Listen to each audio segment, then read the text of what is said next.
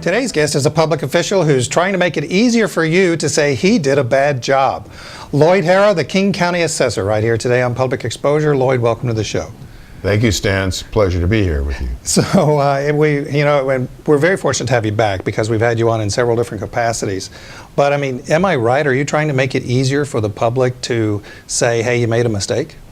That's what we want to do. We want to increase our transparency and accountability to the public. And by coming out with various programs on our website, but also we've just introduced a brand new, what we call e-appeals, where the homeowner can go and take a look at their property, the value that's on it, look around to their neighborhood, and to see whether or not it's fairly appraised. Hey, we're going to go over the e-appeals in real specifics because I think it's really kind of neat. But I wanted to know just a little bit more about the general aspects of the assessor's office and a little bit about the history that has taken you for a long time career of public service into the assessor's office itself. Well, that's true. Just previously to being elected in 2009 as your assessor, I was a Seattle Port Commissioner. So, and we had a number of programs in dealing with the Port of Seattle at that time. But moving forward here to becoming the assessor, one of the first things I did was to take a look and brought the whole office, around 200 employees, together to take a look at our mission, vision, guiding principles. And there are three things that really came out of this. Number one, we wanted to make sure that we served our public with excellent public service and to be the best assessor's office that we can possibly be. Number two, to improve our transparency and accountability to the general public and all our stakeholders. And thirdly, to uniformly, fairly, and equitably value all property. And you may ask, why is that important? Well, it's so important because I want no one to pay any more tax or any less tax than required by law. So what is the basic function of the assessor's office? I mean, who do you serve? Do you serve the public? Do you serve the government? Who do you serve? First and foremost, we serve the public, everyone in King County. Secondly, we deal with the various tax districts. In King County, we have 163 tax districts. That would be like the City of Seattle, the Seattle School Board, King County Government, Port of Seattle, various hospital districts, fire districts, etc. And so we serve them too, because based on our value and the budgets that they adopt will generate the amount of income that they will get from the property tax. Well, and right now, being an official in a governmental entity like that, they're looking for every nickel that they can get because the economics have been so tough. And so are they saying to you, we want to make sure that this property is valued more than what the homeowner may think? No. What we do, like I said, like on residential properties, we look at sales. And sales are the market. So we take, on average, 2 or 3 years and run them through a computerized program to come up with a median average value for the property. And so what we look at is we have 85 areas within King County. In your neighborhood, say for example, you live in West Seattle, we will look at all those properties in West Seattle and put them in a mix to come up with kind of an average median income or value for that particular home or homes in that area. And we do that throughout. So that's our goal, is make sure that everything is equitable and fair to your particular location and by neighborhood. So what are the skills then that people inside the assessor's office, what would they have just in general? Okay. First and foremost, one, we want to instruct them and provide the skill set for them to be good appraisers. When they go out to a neighborhood, then they can look at the condition of the particular home, when it was built, and the grade. We do grade it. We also take a look at the other characteristics that they are absolutely correct. The square footage of the lot, the square footage of the structure, does it have a view, etc. So we want to make sure all those data points are accurate. Then we will bring them back, and we do have tested models that run it basically into the computer. We also 1/6 of the properties each year, and we appraise 700,000 parcels in King County. So we get out 700,000? 700,000 we Wow. value, right? And we are have physical inspections of around 140,000 per year. So we not only, like I say, look at the basic characteristics and run a computerized model, but we also physically go and examine any changes of conditions. So for example, say a person says, oh, we have view on your property, and say you live in Seattle right now, they have an ordinance where you can't cut down trees. You've lost your view. And so we said, okay, fine, we'll send our appraiser to validate that is in fact the case. And we've had cases, clearly, when people have called us, we've gone out and readjusted their characteristic, like view. Well, since you're in King County and you brought up trees, I've got to ask about this. The sort of famous case here in King County of recent note was about John Olerud and the tree. Clyde Hill. Yeah, out there. That was pretty famous. So how valuable is a tree to a piece of property, a residential property? Well, is that a tough question? Well, sure, it's kind of tough. We know that view is important because we see that you go across the street to his neighbor, say, for example, and he has a view unobstructed, then you can get some sense of value what someone is willing to pay with an unobstructed view compared to, and maybe in this case, Mr. Olerud's factor that he lost that view. On the other hand, we all know that trees in itself have value and add. And so it's kind of a trade-off between the location and where the tree is located relative to the overall price someone is willing to pay for that particular lot. And we try to adjust for that, as best we can. Now, in the Olerud case, it was kind of working through the court and everything else, and finally coming up with a settlement to the neighbor. And so in that instance, would a court come to you and say, Mr. Assessor, help us understand the value of the tree versus the value of the view? Probably not. They basically would probably have independent appraisers that came to justify Mr. Olerud's position and the neighbor's position. What happens if a house is sold? Let's say that the assessment on the property plus the improvement of the house is $300,000, and then it sells for $250,000. Do you automatically get notice of how much a piece of property sells for? We do. We track every sale within the county, and this is done when a person comes in and does the transfer of title, and that is done with the King County Recorder's Office in King County. We will get a notice from them that this property is sold for X dollars, and we will put that in our database. Now, one of the things that the public should be aware of is that we run at least 12 months plus on our value date versus the current time. What does that So, mean? for example, your 2013 tax, our valuation date is January 1st, 2012. So we look at sales for 2012, 11, and 10 in this particular case, going back and looking at those sales.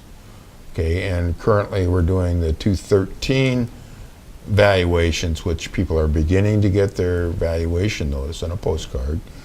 That is based on the January 1st, 2013 sales. That's why. So, it's kind of interesting. During the period when the downturn was occurring, we would have people that would come in and say, please increase the value of our home, because when negotiating with a bank and where interest rates were extremely low, even though we've seen a kick up, they wanted to make sure that they had value to the loan, was greater. And so they wanted to take advantage of the new interest rates. So you were getting pushed and pulled in all sorts of directions there. One Absolutely. homeowner wants to pay less taxes, another one wants a higher appraisal so he can get more money from the bank. Or refinance. Wow. Refinance it. So, it's kind of an interesting time. Right now, I think there's a big misnomer in terms of, if my value goes up by 10%, my taxes automatically go up 10%. No, that is not the case, because there are circuit breakers that are built in. And so, your value, maybe value 10% higher, maybe your tax only went up 1.8%. And the funny little thing about it is, you talk to people and they say, oh, you valued my property at 10% greater, but my tax went up only 1.8. You must have messed up. No, because the way our state works, the levy readjusts every year. In many, many states, the levy is fixed. And so therefore, yes, if the value goes up 10%, yes, because the levy is a fixed amount, it will also go up 10%. Not in this state. How come? The levy adjusts. Why? Because that's the way the state law is, and we are called basically a revenue-based state. And there is also some limitations on that. Remember I mentioned about the taxing jurisdictions. We have 163, and just here in King County just alone. in King County alone, right. And each one of those taxing districts can only increase its revenue by 1%. So that means, say for example, the Seattle city got $100. Then next year they could only receive $101 in total. And so as a consequence, there is a limitation overall as to how much tax can be collected by the city of Seattle. This would apply then to all the other tax districts within your jurisdiction. So are we realistically paying less in taxes from a real estate standpoint than what we should be? No.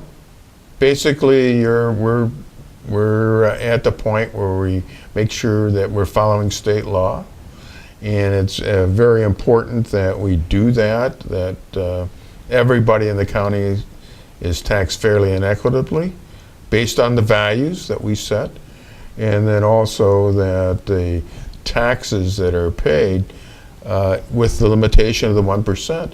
And people say, well, gee, it's been going up greater than 1%. Well, we have something called special levies. And how often do we vote on special levies? Every February, for sure, it seems. Quite a bit. That's probably when the school levies are out, correct? Yeah.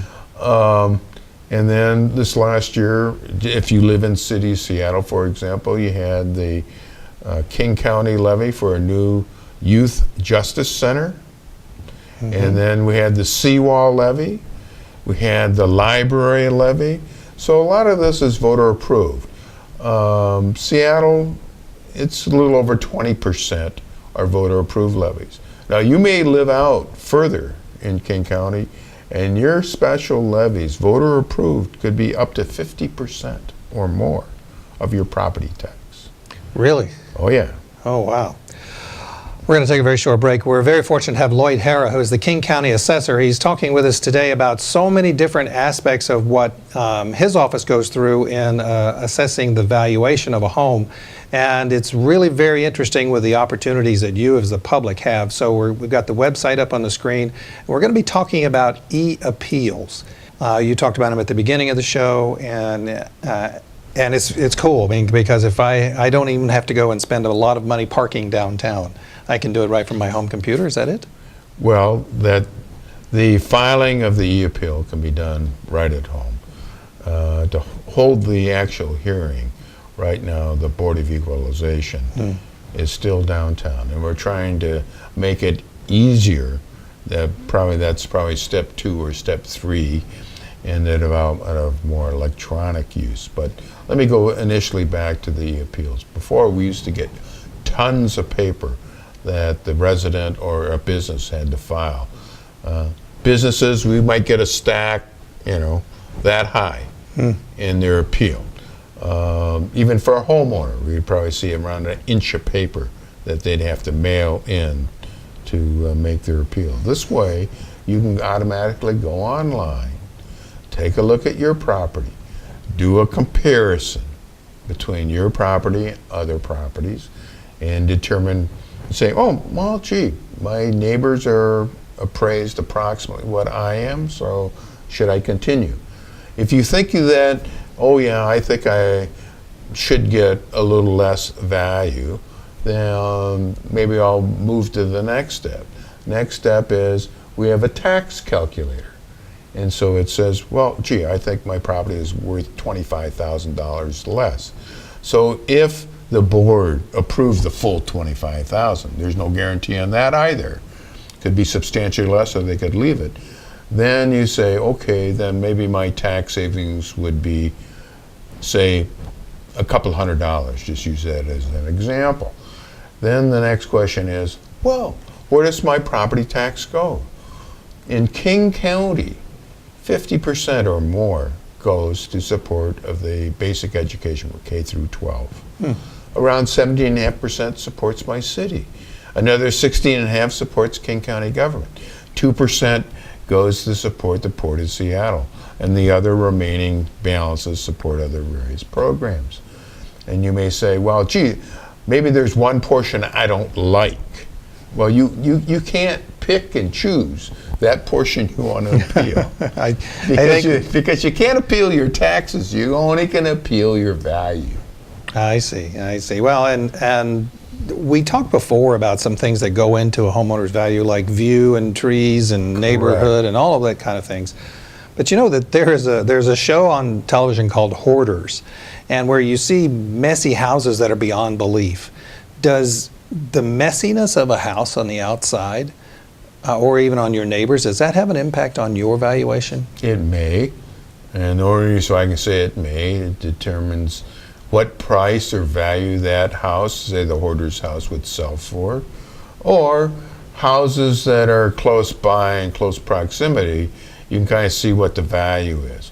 But what we do is that, remember I mentioned about the neighborhood. We look at the neighborhood as a whole, as what people are willing to pay, say for example in West Seattle. Then it would be somewhat adjusted to deal with the hoarder. The question about, say you don't like that, the remedy is that you really call, like King County government in terms of the land use people and say, hey, I got a messy house, or the same thing.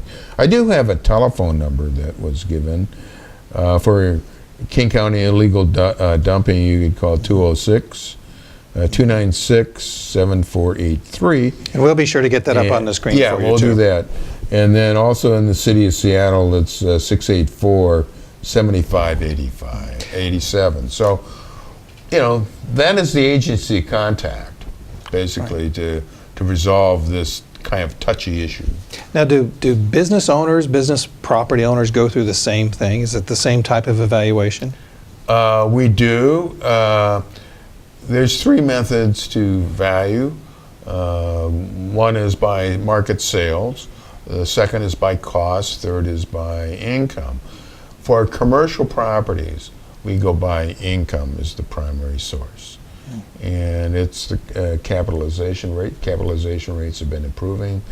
And so, as a consequence, which is a good thing for businesses, because the net effect is that their values have been increasing.